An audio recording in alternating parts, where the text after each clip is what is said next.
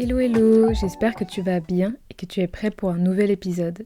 Cette fois-ci, je vais te parler de protéines. Beaucoup de personnes se questionnent sur l'intérêt de la protéine en poudre, notamment lorsqu'on commence la musculation. Et moi-même, je me suis beaucoup posé la question. Des personnes extérieures au monde de la musculation pensent même parfois que c'est du dopage, ce qui est faux évidemment.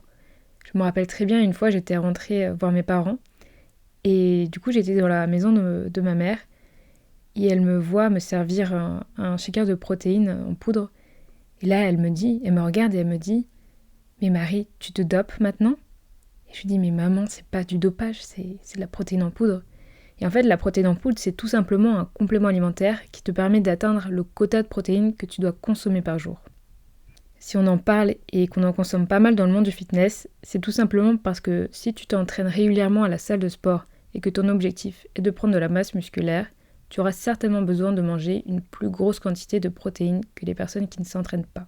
Pour te donner une comparaison, quelqu'un qui n'a quasiment aucune activité physique devrait manger environ 0,83 à 1 g de protéines par kilo de poids de corps, contre 1,5 à 2,2 g par kilo de poids de corps pour quelqu'un qui s'entraîne et veut prendre de la masse musculaire. Si tu veux calculer le grammage de protéines que tu devrais consommer par jour, je te recommande fortement d'écouter mon deuxième épisode. Pour rappel, les protéines, c'est tout simplement des macronutriments qui sont essentiels pour le bon fonctionnement de ton corps. Il existe des sources de protéines animales, comme la viande, le poisson, les œufs, les produits laitiers et bien d'autres. Et des sources de protéines végétales, comme le tofu, les haricots rouges, le quinoa, les pois chiches, les lentilles, etc. Les personnes qui n'arrivent pas à atteindre le quota de protéines qu'elles doivent consommer quotidiennement ont donc parfois recours à la protéine en poudre.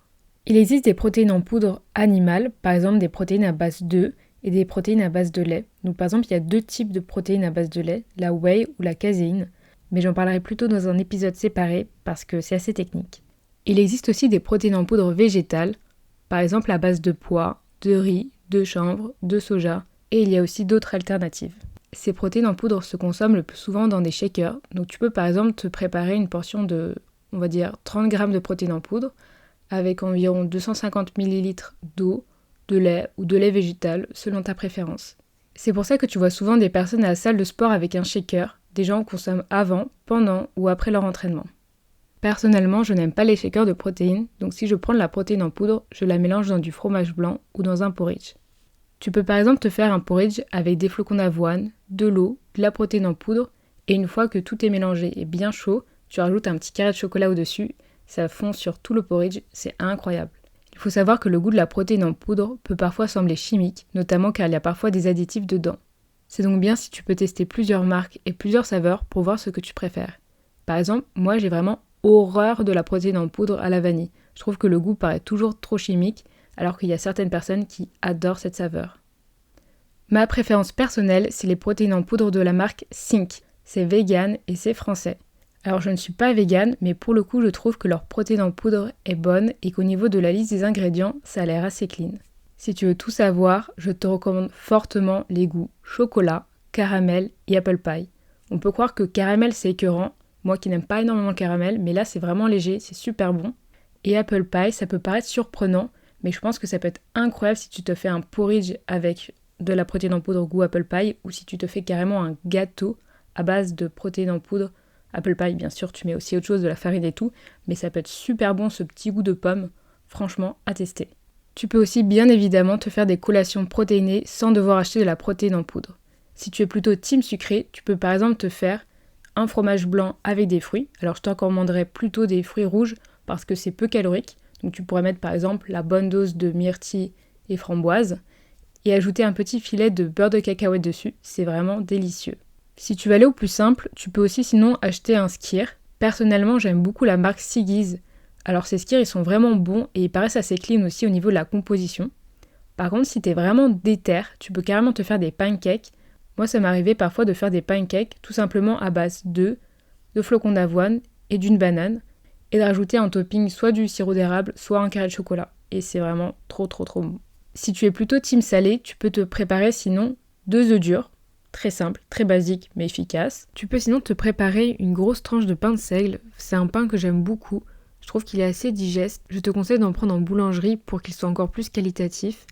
Et le mieux, c'est carrément de rajouter du cottage cheese. Je sais pas si tu connais, mais tu peux en acheter en grande surface. Et pour le coup, tu peux vraiment mettre une grosse quantité. C'est très peu calorique et c'est pas mal protéiné, donc c'est vraiment top pour une collation.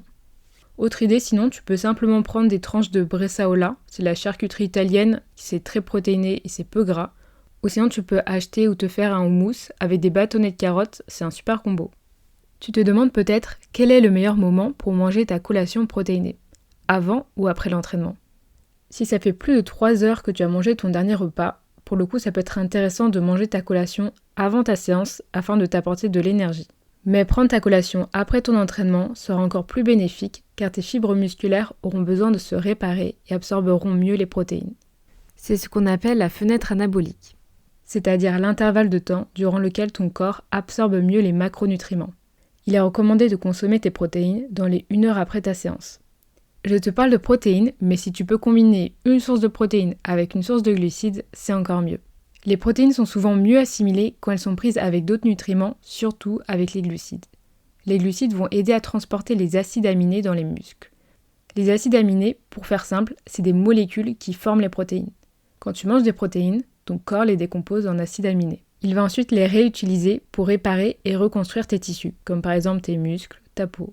En plus des glucides, ajouter un peu de lipides dans ta collation va permettre de prolonger l'apport en acides aminés dans le temps. C'est-à-dire que cela va nourrir tes muscles plus longtemps. Donc pour te donner un exemple de collation protéinée avec des glucides et des lipides, ce serait par exemple un fromage blanc et une banane, plus une petite cuillère de beurre de cacahuète. Tu es maintenant un expert sur le sujet des protéines et j'espère que cela t'aura aidé à mieux comprendre leur intérêt et à savoir comment en tirer bénéfice. Si tu as une question, tu peux me contacter sur le compte Instagram tonpodcastfitness_. Abonne-toi à mon podcast pour ne pas rater le prochain épisode et si tu lui mets 5 étoiles, ça me ferait très plaisir. À bientôt, bisous.